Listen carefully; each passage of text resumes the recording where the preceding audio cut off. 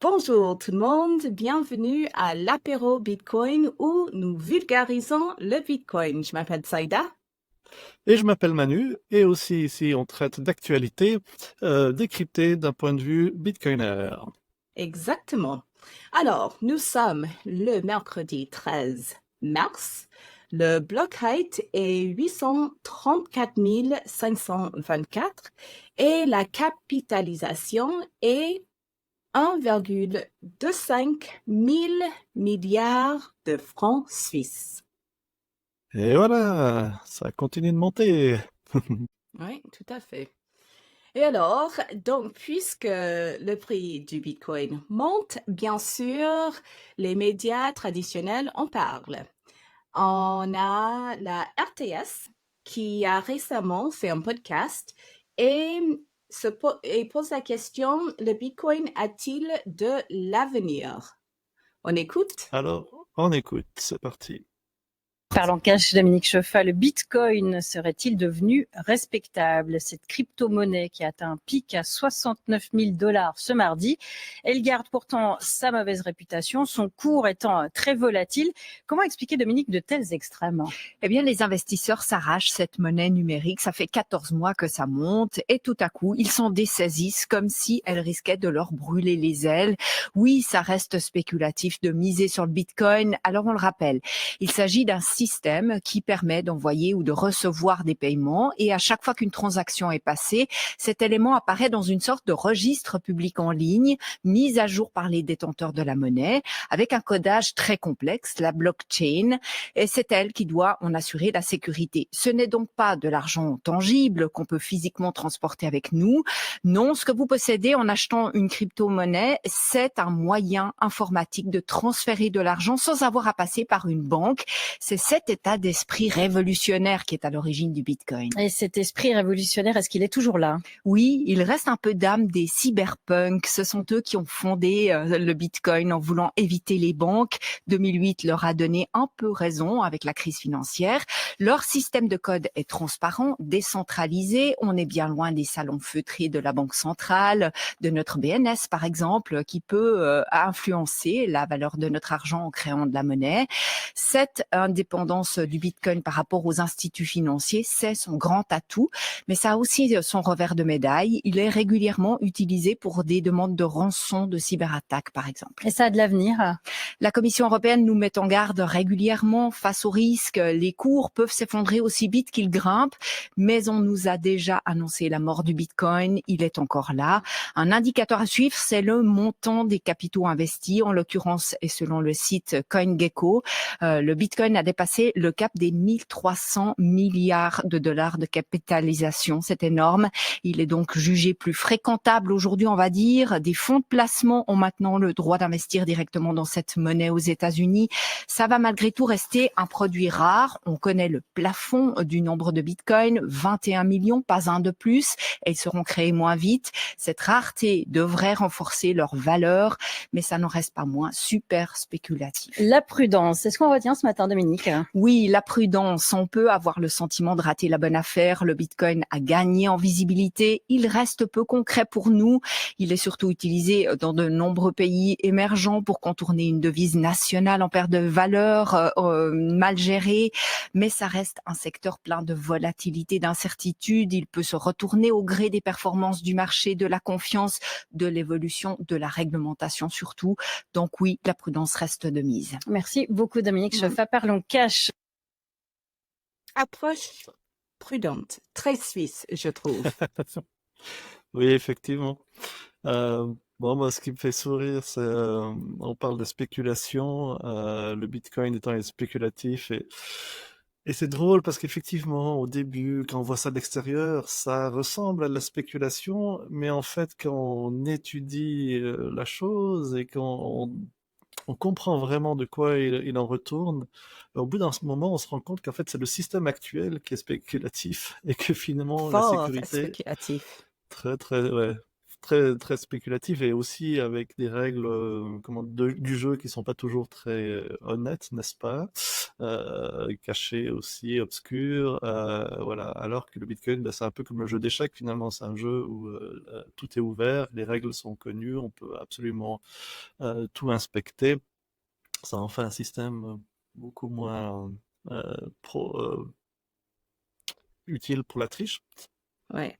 Et du coup, aussi plus stable. Et voilà. Donc, Ouais, tout ouais, à moi, c'est fait. ce que je retiens de cette interview, c'est que moi, ça me fait sourire désormais quand on entend dire que c'est C'est spéculatif, c'est risqué. Parce qu'en fait, pour moi, c'est justement l'inverse. Rester dans le système actuel me paraît désormais risqué. Ouais, tout à fait. Je trouve que c'était assez juste comme résumé de Bitcoin. Euh, Par contre, elle a dit qu'un des indicateurs qu'il fallait suivre, c'est la capitalisation boursière. Et je dirais que quand on s'y met un peu plus, on se rend compte que le hash rate est très important à suivre. Le hash rate, c'est quoi? C'est le nombre de guess, oh my gosh, I can't believe I forgot the word guess, de devinettes Oui, voilà. par seconde que les mineurs, les ordinateurs spécialisés, les ASIC, font afin de trouver l'annonce. Je rentre un peu dans le technique pour trouver le bloc, en gros. Et quand on voit que le hash rate continue à monter, cela représente la sécurité du network, cela représente un capital qui est investi dans les ordinateurs, cela représente beaucoup d'énergie qui est investie afin de sécuriser le network. Et pour moi, ça reste un indicateur hyper important parce que ça montre l'énergie, littéralement l'énergie qui est derrière le network. Avec les banques centrales, on ne sait pas. On ne sait pas trop. Et d'ailleurs, elle le dit bien dans le reportage, donc elle comprend, elle le dit à un moment donné, la BNS peut à tout moment manipuler la quantité monétaire de francs suisses en circulation. Donc c'est ce qu'elle fait, hein. Donc voilà, elle le dit dans le reportage. Et puis là, on devrait avoir une petite lumière qui s'allume, mais qui se dit, mais oui, comment ça marche cette histoire? Qui décide de créer de l'argent? Comment? Voilà, est-ce que c'est une réunion qui dure 1 heure? Ouais. Ils regardent des chiffres et ils disent bon, allez, on imprime. On sait pas trop, et donc c'est ce qu'on reproche au système actuel en fait, hein.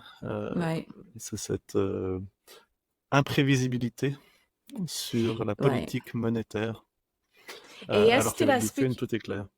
est-ce de la spéculation de cibler un taux d'inflation, on va dire 2%, et de ne pas y arriver, même si on a des leviers afin de manipuler ou influencer le prix des choses?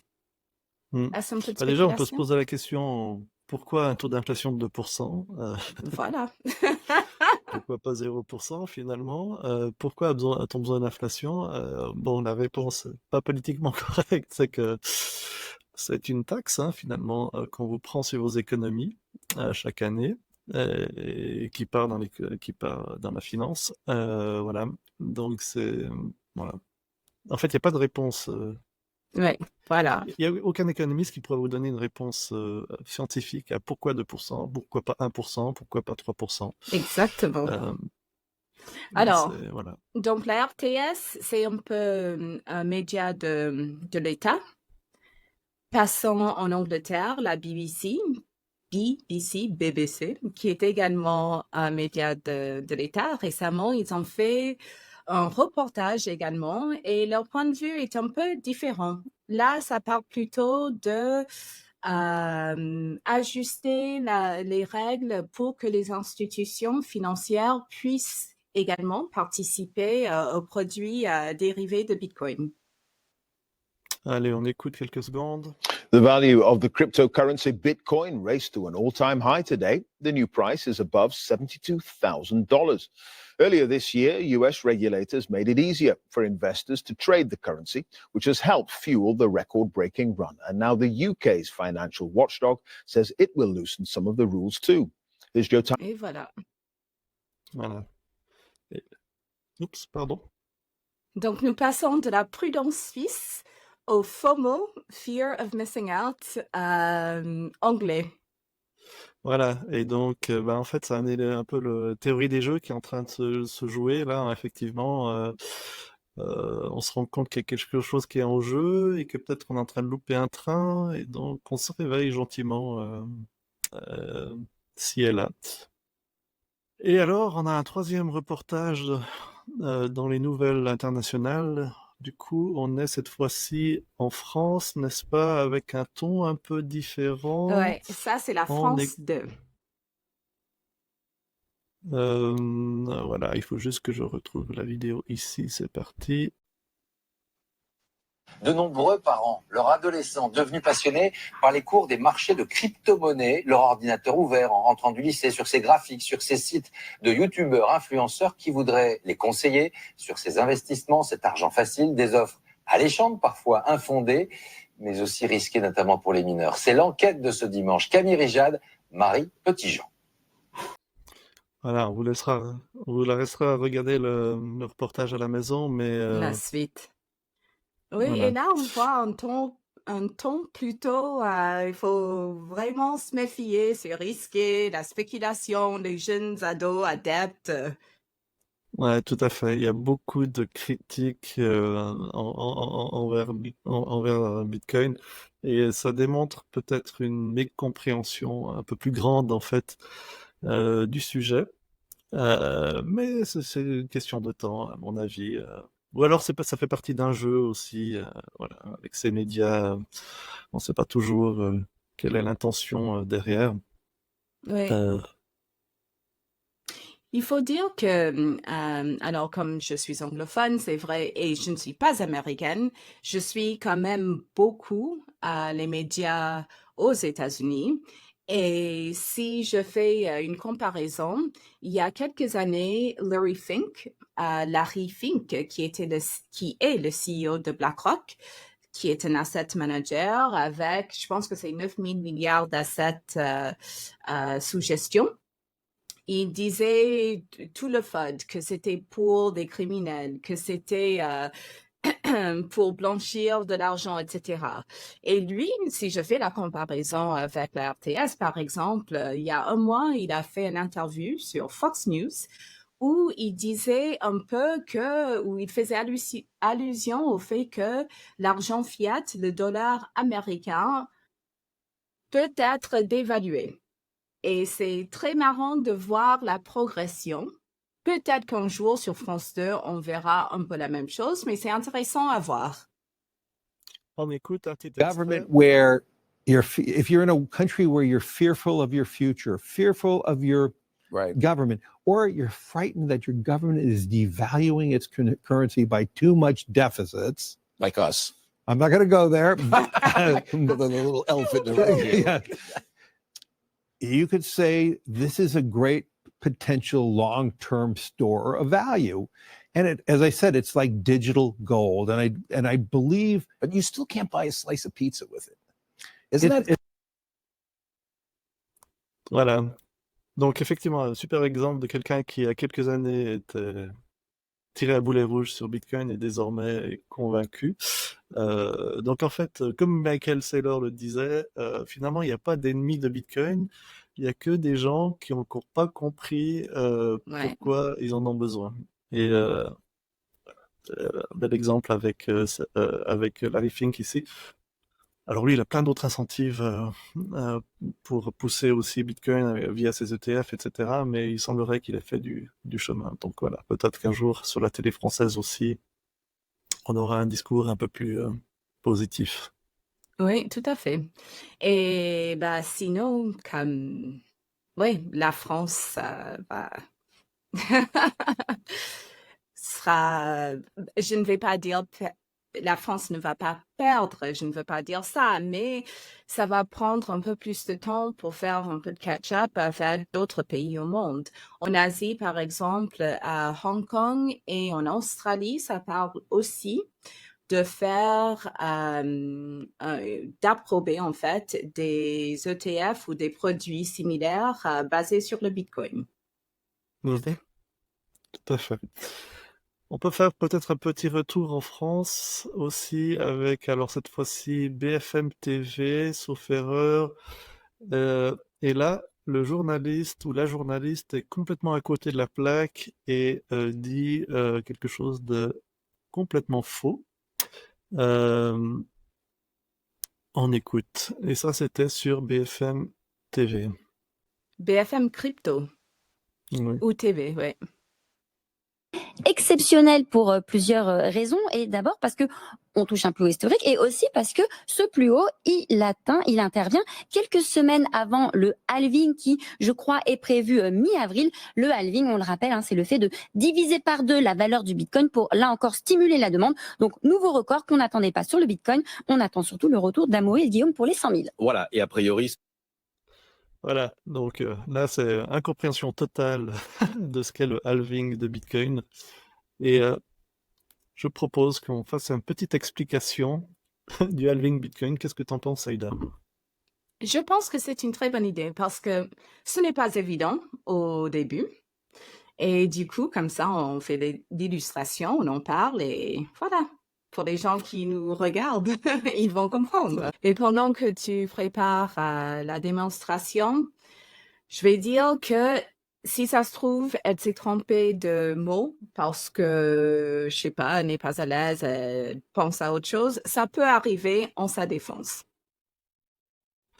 Oui, mais bon, il semblerait qu'il y ait un grand chemin entre ce qu'elle dit et la réalité. Donc, en fait, pour comprendre le halving Bitcoin, on peut prendre un exemple typiquement suisse, les barrages, un glacier, des rivières, et on va vite comprendre. Et en fait, je peux même essayer de prendre l'accent valaisan, peut-être on va essayer une origine valaisanne, un petit air de Fandard, n'est-ce pas? Et puis on va N'est-ce expliquer pas? le halving, comme on dit en français. Le Alors, halving. voilà, halving pour les Américains. Alors, il faut imaginer, tu vois, là-haut à la montagne, tu as un gros glacier, magnifique glacier, toute beauté. Ben, le glacier, c'est de l'eau qui est stockée là-haut pour le futur, tu vois, c'est de l'eau que tu peux pas utiliser pour le moment. Eh ben, enfin, Bitcoin, c'est la même chose. C'est un glacier. Les bitcoins qui n'ont pas encore été trouvés, qui sont pas encore minés, ils sont là, en haut, stockés dans le glacier, tu vois. Et puis, chaque jour, t'as le glacier, il fond un peu, et puis ça fait une rivière qui va en bas dans le barrage. Du coup, le glacier Bitcoin aujourd'hui, il fond de environ combien de bitcoins par jour déjà, Saïda, ça arrive sur le marché? Environ 900. Non, ça c'est plutôt au sud de la Oui, France. Environ. Ouais, pas facile l'accent valaisan. Non. Oui, c'est juste alors, c'est ça, c'est environ 900 bitcoins par jour qui fondent, tu vois. Et puis d'ailleurs, ça, là, c'est le travail des mineurs qui fait fondre ces bitcoins. Donc ils sont en haut là, les mineurs avec leurs machines sur le glacier, et puis ils chauffent le glacier pour faire fondre, c'est ça, avec leurs machines. Là, ils font leurs calculs, ça fait une chaleur monstrueuse. Et puis ben, ils font fondre le glacier, puis ils chopent les bitcoins, quoi. Et puis, allez, santé. Bois. Ouais. Le halving. Non, Il le est bon si ça halving. soit. Ouais. Et donc, les mineurs, vu qu'ils ont une grosse facture d'énergie, ben, tu vois, ils doivent vendre ces bitcoins pour payer leur facture. Et c'est pour ça que ils amènent l'eau dans le barrage. Et puis en fait, les barrages, finalement, c'est des plateformes d'échange. Tu vois, c'est comme Coinbase, Kraken, comme ça. Et puis, si tu veux acheter du Bitcoin, ben, tu vas sur ces plateformes, tu vois, puis là, tu leur donnes les francs suisses, tu lui dis, débarrasse-moi de ce truc qui vaut plus grand-chose, là, moi, je veux du vrai argent, je veux du Bitcoin. Eh ben, c'est comme aller au barrage pour aller acheter de l'eau, finalement, tu vois. Et donc, ces plateformes d'échange, ben, elles achètent le Bitcoin aux mineurs, hein, qui ont fait fondre le glacier. Et puis après, en fonction de la demande sur le marché, ben, elles ouvrent les vannes plus ou moins, tu vois. Et puis en fait, c'est ça qui fait varier le prix, parce que quand il y a plus de demande, le niveau du barrage il descend, tu vois. Alors le prix il doit monter forcément. Hein. Il n'y a pas besoin d'avoir fait mathématiques à l'EPFL pour comprendre ça, ou bien. Et donc, d'ailleurs, le barrage, là, ça fait déjà 6 ans qu'il n'arrête pas de descendre le niveau. Il est au plus bas depuis 10 ans. Il y a moins de 1,8 million de bitcoins qui restent dans le barrage sur les échanges, là, les plateformes d'échange. Et donc, en fait, c'est moins de 10% des bitcoins qui sont encore là, disponibles, tu vois. Et puis, le glacier, déjà, il a pas mal fondu. Il y a déjà quoi, 92% ou bien qui a fondu du glacier, là, je crois. Hein. Il me semble qu'il reste plus que 8% des bitcoins à trouver. Hein. Il me semble que dans les 10 prochaines années environ, on va encore trouver 7% des bitcoins. Et puis après, pour trouver le dernier pourcent, ça va encore prendre 100 ans. Tu vois, on sort plus 100 là d'ici là. ans. Les glaciers aussi auront disparu en Valais d'ici là, je peux te dire. Enfin bref. Donc, Non, c'est pas drôle. oui, bon, ben écoute, on plantera la vigne plus haut, c'est pas grave. Euh, et donc, le halving, c'est simplement qu'en fait, la vitesse à laquelle le glacier il fond, ben, elle a été décidée d'avance par Satoshi, tu vois. Tu connais Satoshi ou bien ça te dit quelque chose? Oui. Bon, Satoshi, apparemment, avec un nom pareil, ça devait être un buveur de saké, mais bon, voilà. Pas grave. Ben, Satoshi, un jour d'ailleurs, il s'est levé là, en 2008, là, qu'il y a eu la crise aux États-Unis, tu sais, les subprimes, là, les Américains qui ont fait exploser le système financier. Ben, il a vu ça, puis il a dit non, mais ça, c'est fini ce chenille maintenant. Il faut qu'on passe à du sérieux là. Puis c'est là qu'il a créé Bitcoin, tu vois. Et puis bon, il a bien réussi. Hein. Apparemment, il y avait quelque chose qui connectait entre les deux oreilles. Hein. Enfin bref, voilà. Donc, bon, ça c'est pour Satoshi. Je reviens au glacier. Donc, une règle dans Bitcoin, c'est la vitesse à laquelle ce glacier il fond. C'est un peu particulier parce que plus on avance dans le temps, plus ils font lentement, tu vois. Et puis même si tu vas en haut avec plus de mineurs, bah, plus tu amènes de puissance de minage, et en fait, plus le truc il devient difficile à miner, en fait. Tu vois, il se protège un peu comme lui-même. C'est fait pour que ça s'appelle l'ajustement de difficulté, tu vois. Et donc, avec ça, on s'assure que ces bitcoins, ils sont stockés dans le glacier encore pour 100 ans, tu vois, puis que ça fond à une vitesse qui est prédéfinie. Et du coup, tu peux pas Ah, changer ça. Voilà. Et donc, le halving, ben, c'est comme ça qu'on sait qu'en avril prochain, eh ben, la vitesse à laquelle le glacier fond, donc la vitesse à laquelle les nouveaux bitcoins sont trouvés, eh ben, ça va être divisé par 2. Donc, au lieu de passer à 900 bitcoins par jour, ben, tu n'auras plus que 450 bitcoins par jour qui vont couler en bas dans le barrage, tu vois. Donc, ça, c'est du côté de la source, tu vois. Donc, la source, elle va être divisée par 2. Ça n'a rien à voir avec le prix pour l'instant, parce que le prix dépend de la quantité d'eau dans le barrage, tu vois.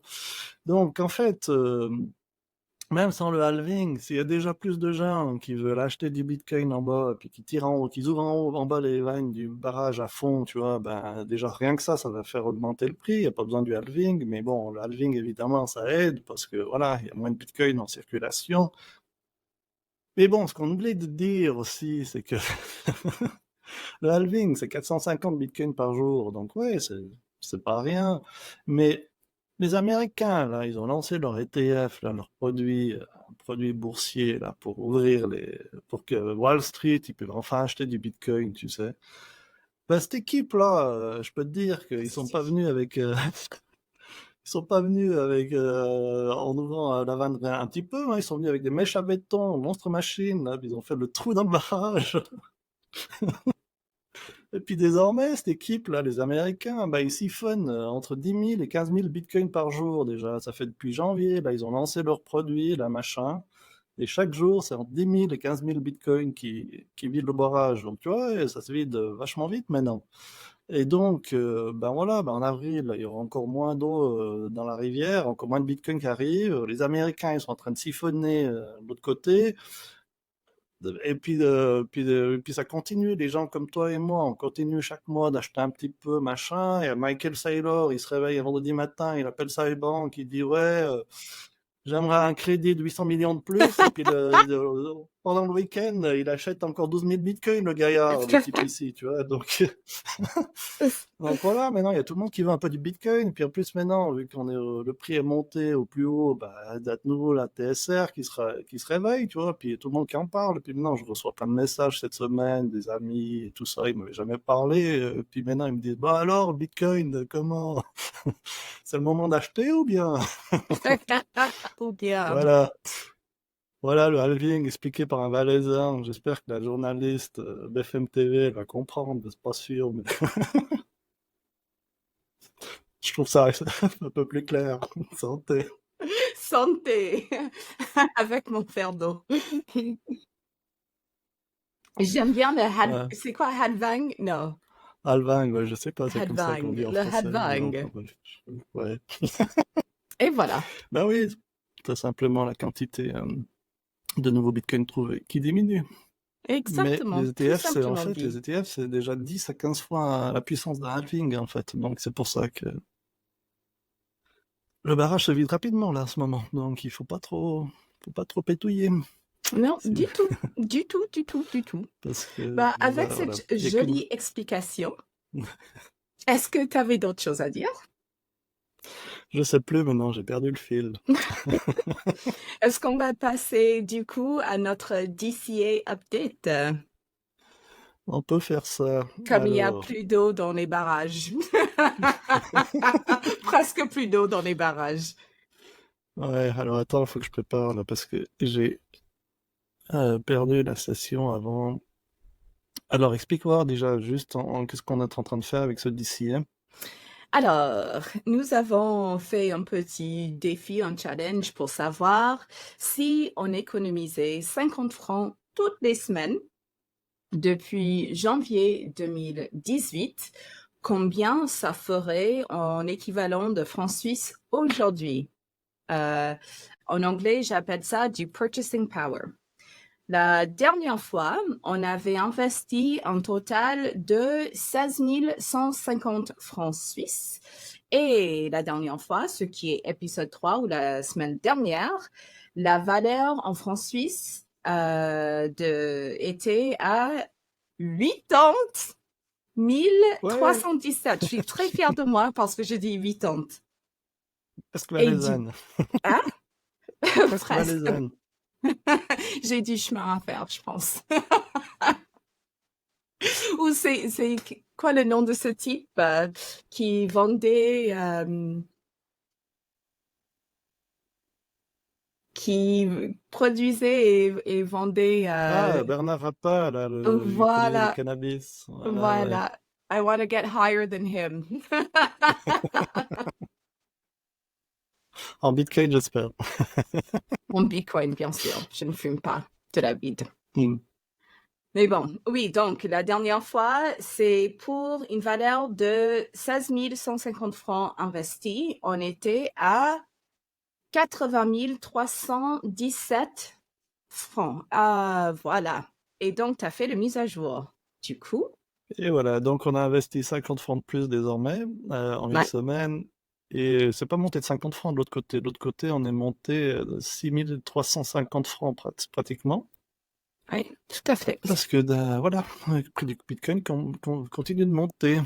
Parce Ouais. que voilà, les vannes du barrage sont grandes ouvertes, les gens ont soif de Bitcoin. Et donc du coup, c'est le prix qui s'ajuste. Voilà, voilà. Et du coup, ben, on voit là clairement maintenant que cette stratégie, elle est vraiment gagnante à long terme. Et Ouais. voilà, et c'est pas trop tard pour commencer. En fait, ouais, on rigole un peu avec cette histoire de barrage, etc. Mais en fait, le prix quand le prix va monter, il y aura aussi des gens qui avaient acheté du Bitcoin qui vont peut-être commencer à en revendre une partie. Donc en fait, ça fait quand même comme de la pluie finalement qui revient dans le barrage. Et il y aura Oh, toujours de la joli. circulation de Bitcoin. Mais la seule question, c'est à quel prix. Voilà. Et, par contre, c'est probable que le Bitcoin va continuer à monter très long, pour toujours finalement. On en parlait un petit peu hein, dans les épisodes précédents. C'est un peu compliqué à comprendre initialement pourquoi. Alors il y aura de la volatilité en montant, il peut retomber parfois, etc. Mais sur une période très longue, Euh, la technologie est faite pour que le prix continue de monter, vu que c'est la seule variable qui peut s'ajuster. Et d'un côté, on a quelque Exactement. chose en quantité limitée, et de l'autre côté, qui est désiré par de plus en plus d'entités de l'autre côté. Et donc, Oui, voilà. exactement. L'offre est totalement inélastique. L'offre s'ajuste pas à la demande. Et ça, pour ceux qui apprennent l'économie au tout début, c'est une des bases qu'on apprend. Et le Bitcoin, c'est un exemple formidable pour comprendre ce qui se passe quand quand ces dynamiques-là sont en place. Voilà, tout à fait. Parce que quand le prix de l'or monte, ben, on peut aller chercher de l'or plus loin, plus vite. Ouais. Quand le prix du pétrole monte, on va chercher plus loin, plus vite, etc. Avec Bitcoin, on peut pas aller le chercher plus vite. On peut mettre plus de mineurs, on peut mettre plus de capacité, mais ça va pas accélérer la chose. Et c'est vraiment le génie de ce système monétaire aussi, c'est qu'on connaît du coup son émission, son taux d'émission et sa quantité totale depuis le début et pour Ouais. toujours. Ouais. Et donc c'est comme le glacier, on peut pas accélérer sa fonte. Dans ce cas-là, il faut juste attendre. Donc en fait, ces bitcoins, ils sont stockés dans le futur. C'est assez Yeah. fou en fait de réfléchir hein, comme Mhm. ça. C'est Jack Mallers qui le disait à la conférence à Madeira. J'aimais bien ce passage en fait, parce que tu vas chercher de l'or dans le sol, mais les bitcoins, tu vas les chercher dans le futur finalement. Ils sont stockés dans le futur. Ils sont gelés dans ce glacier. Et ils vont dégeler qu'avec une échéance prédéterminée. Oui, tout à fait. C'est pas pour rien que on appelle ça aussi le time chain, blockchain, time chain. Mhm. C'est vraiment Ouais. une fonction de temps. L'autre chose aussi, bah, je ne vais pas partir trop loin dans des aspects que je trouve tripants dans le Bitcoin, mais en lisant Mastering Bitcoin de Andreas Antonopoulos, quand j'ai bien compris que, en fait, bah, j'ai carte maîtrise, donc je n'ai pas de Bitcoin, mais quand j'avais un peu de Bitcoin, que ce n'était pas à moi, en fait. J'avais le terme custody est très important parce que moi, j'avais accès à des clés qui pouvaient contrôler des Bitcoins tant que j'avais ces clés-là, mais c'était jamais à moi. Je trouve ça Oui, assez bon. t'en as la garde temporaire, Custody, oui. ouais, jusqu'à ce que tu transmettes tes clés Oui, ensuite aux générations futures. oui. Ou à, je sais Ouais. pas, un poisson au fond du lac Léman. Voilà, oui, effectivement. Un accident bateau est si vite arrivé. Oui, oui, tout à fait. Voilà. Bon, Bon. bah, c'est passé vite encore une fois. On est déjà à presque 40 minutes. Ouais, ça parle, ça parle. Bon, du coup, moi, je vous dis santé. Santé, avec votre gâteau. À la prochaine. Et puis, surtout, n'oubliez pas de vous inscrire, de nous suivre sur ces plateformes, appuyer sur le petit pouce. Ça nous Oui, aide un petit peu dans les algorithmes. On commence, donc si vous êtes, si vous le faites maintenant, vous serez probablement dans les premiers 21 utilisateurs à le faire. Donc, allez, faites-le. Merci. merci, au revoir. Ciao, ciao. Ciao, ciao.